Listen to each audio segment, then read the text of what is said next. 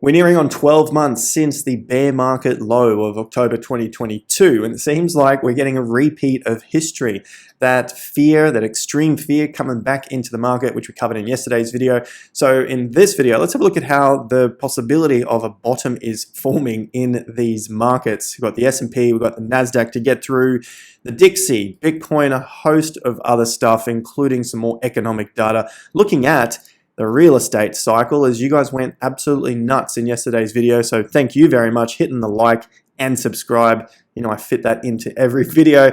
You went ballistic saying you want to see everything. Bitcoin, crypto, S&P, NASDAQ, and even some threw in the line here that they want to see some more real estate cycle, because that is the macro cycle that we cover here.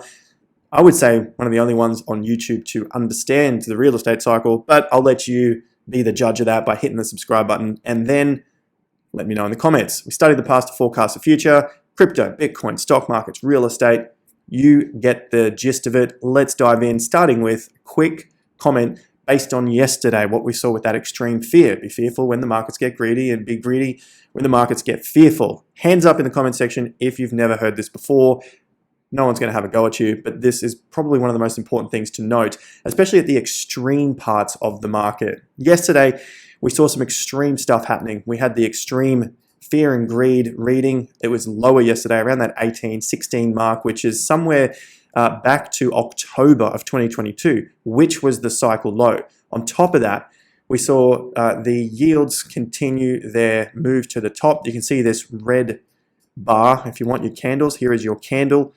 Basically, we saw the top so far in this move to the upside, hitting around 4.88%. We covered this on the channel back in 2021. I know it's going back a long time, 2 years now. And if we look at it on a bigger term time frame, this is what I had drawn in there. Now, if you want to go and try and find that video, by all means. But essentially, we're just looking at a breakout on the government bonds, 10-year yields breaking to the upside. I want to say that's exactly what happened. But of course, this is just TA.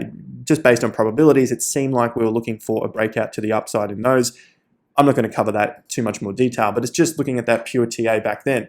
So some of the signals now is that we've seen a pretty strong move to the upside, and it seems like some of these things are topping out, especially because we're hearing them in the media.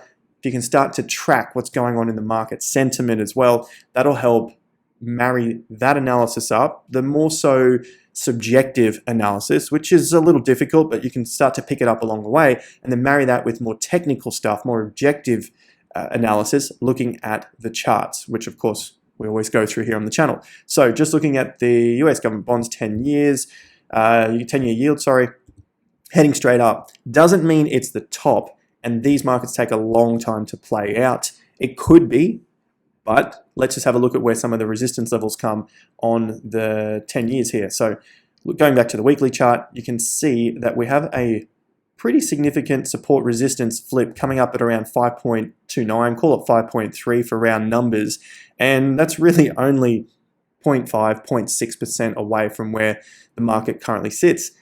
Can the rates go higher? I mean, I'm not the Fed. Of course they can. Some people are expecting them to go higher. Are we seeing a lot of craze, a lot of fear in the media headlines at the moment? Yes, so maybe it's time for a small pullback. But overall, you can see that there is still some more room to run. Doesn't mean it's over, but it seems like we're getting to a frothy end of some of these news headlines, which essentially weren't talked about 6, 12 months ago to the degree that they're being talked about today. We're also seeing the inversion. The yield curve is steepened to a level not seen since the SPX bottomed in October. So the 2 and 10 year, we've seen the masses of news headlines coming up around this saying, well, we've got to get a recession, the market's going to collapse, now is a perfect time for it. Don't forget that this is a seasonal time where the markets do have a pullback. S&P, NASDAQ, they have a pullback, and then they tend to go up later in Q4. So the bears are getting their last sort of sip of the Kool-Aid and enjoying their time as we go through a seasonal period. Markets like to bottom in October as well. We've also covered that data on the channel. The SP500 has never expressed a bear market after uninverting, because it's starting to rise now, so potentially the 2 and 10 uninverts, when it had previously fallen 25% or more during an inverted yield curve. So we saw the market drop 25% or more, that's the SP 500, and the yield curve was inverted. So we're going now for an uninversion, heading out of that. Eventually, like we talked about, we'll see some sort of major collapse, some big recession, maybe even a depression.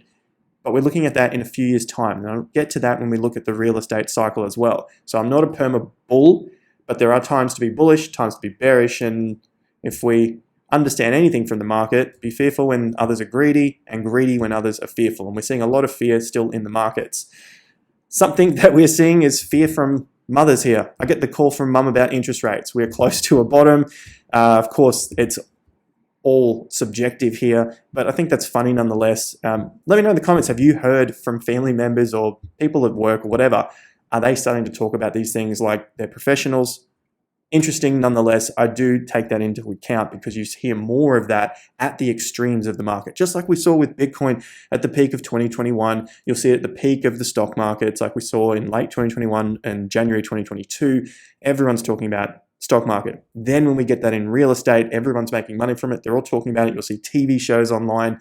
There are so many different factors that go on in the markets themselves, in the media, that allow you to see how crazy some of the market sentiment gets at both extremes. So many are saying rates are never going to stop going up. When that's obvious, probably nearing the end of a move. And this is one of those other signals here. So just some of the interesting market sentiment stuff. Sometimes reading charts can get a little bit boring. That's why I like to have a look at some of these other indicators, as if you wish. Having a look at the market just to get a bit of an idea of what others are looking at, what the masses are looking at, those that are looking at articles online and newspapers, etc.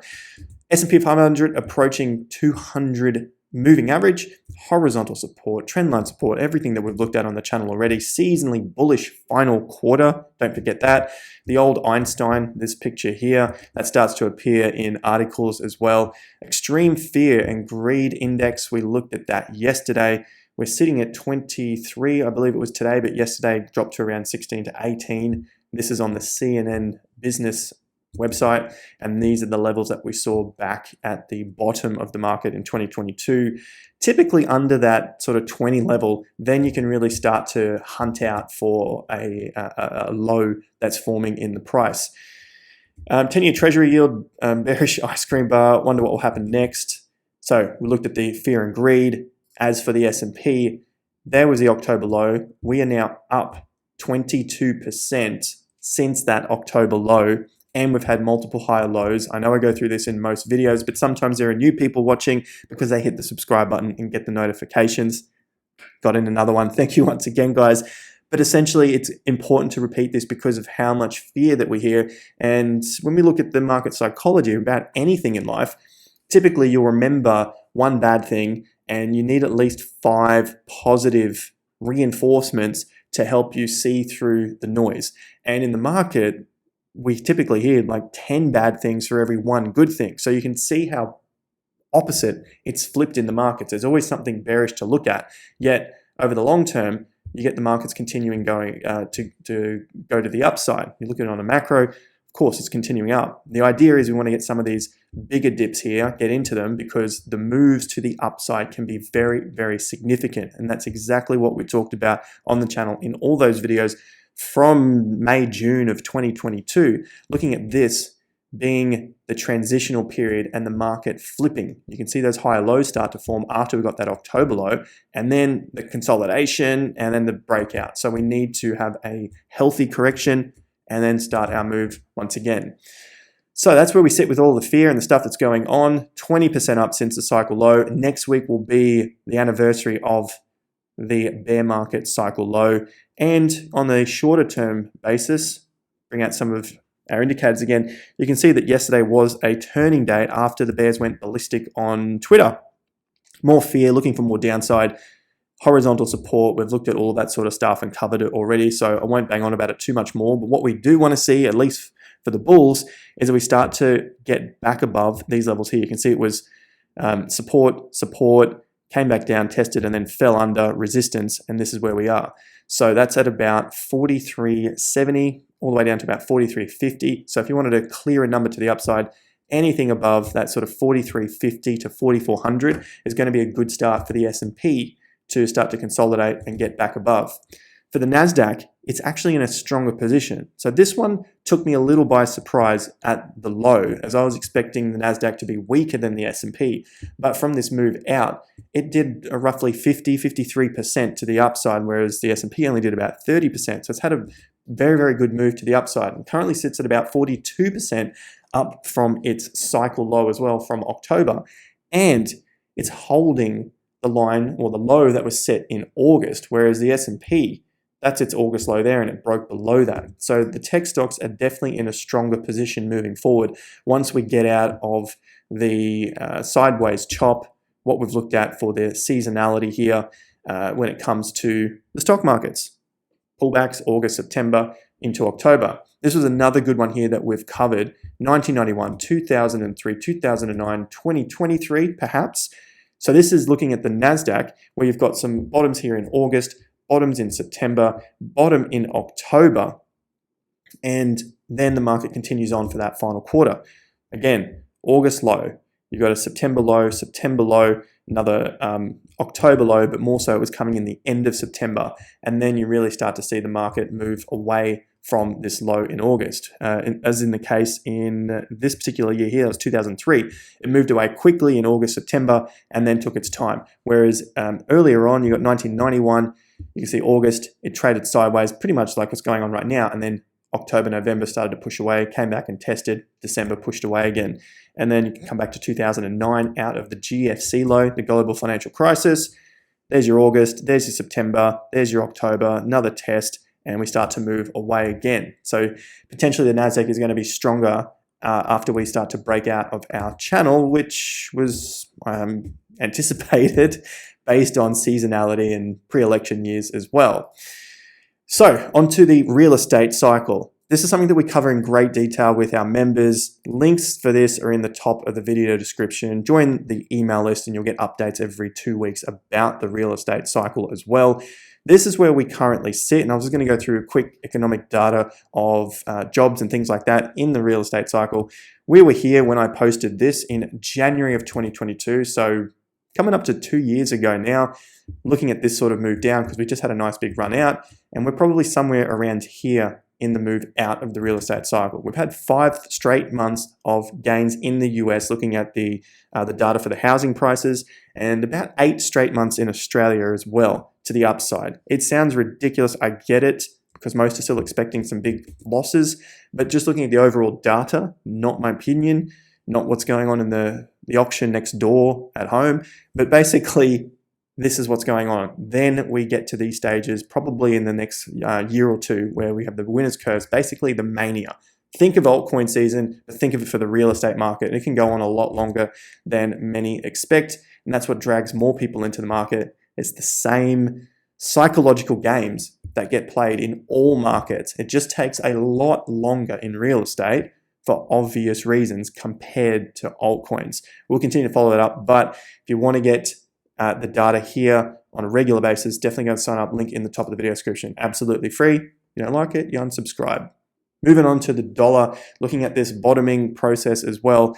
Yesterday, we finally got another rejection at the 50% level. Trends are still up, higher highs, higher lows as well.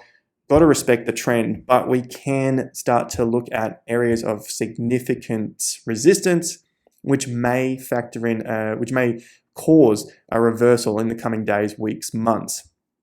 So we need to play this like a trader. Trends are still up, but we're seeing some resistance at the moment on smaller, shorter moves to the upside, which means potentially you're seeing some of the energy running out, at least in the short term. If you start to see the US dollar break above 107 and consolidate, 109 to 110 were the levels that we've been watching. So keep a lookout for that because that's where the market found some support and then broke down in late 2022. Okay, so there's still potentially some room to run to the upside. But for now, we're seeing some resistance at that 50% level, that major 50% level. And this all ties in with the real estate cycle as well for the US dollar over the long term, over the years, coming lower after we've seen some sort of move to the upside. Finally, on to Bitcoin. Short term here, we're seeing a short-term rejection at 50%, but on the 4-hour, higher highs, higher lows. The key number here, 27,900. You want a clean number? Here's 28. You start to see the market get above that and consolidate. It's more than likely we're probably going to come back and, of course, test 28,400. And the feeling of this particular market since we got that low in September is basically it's just hanging out in different zones. So I just got this little box here and you can see the zones that we've been covering all the way up. And essentially as traders, you're just trying to look out for that next trade in the market. You don't know for sure which way it's going to go, but you can see as it trades in the zone, well, we can call it here 26 down to 25.3. Eventually, it found its way out of there and found a new zone to trade in. It tested to the upside, broke out, came back under. Really what I'm getting at here is this happens early on in the piece. It's difficult to get a clear reading of, but once the trend begins, that's when the masses come in and the trend looks much cleaner, easier to view. So for traders who have already got some experience, they're already in the game. But for the rest of us looking at it a little more long term, then we can look at larger term timeframes and price targets for the confirmation. And right now, like we covered yesterday, 28,400 is that key level. But it seems like for now, while this market continues to hold up, test 50%, come back, load up and continue higher, which it has done all the way since the September low. While this continues on, it seems like it's the beginning of a new trend to the upside.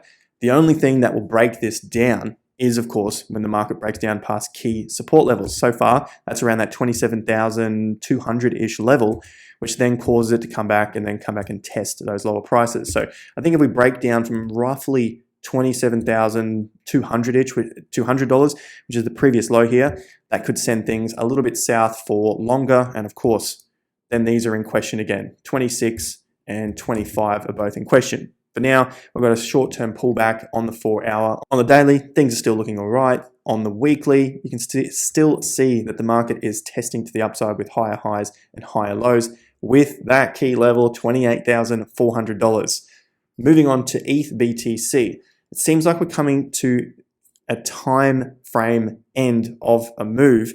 We had 27 months last cycle, from the peak in the ETH BTC move to the low in the ETH BTC move. 27 months takes us all the way through to March of 2024. Sure, 4, 5, 6 months away, but keep an eye on that, especially as the market is still just grinding. And Bitcoin is heading higher, but this really just isn't getting slammed back down.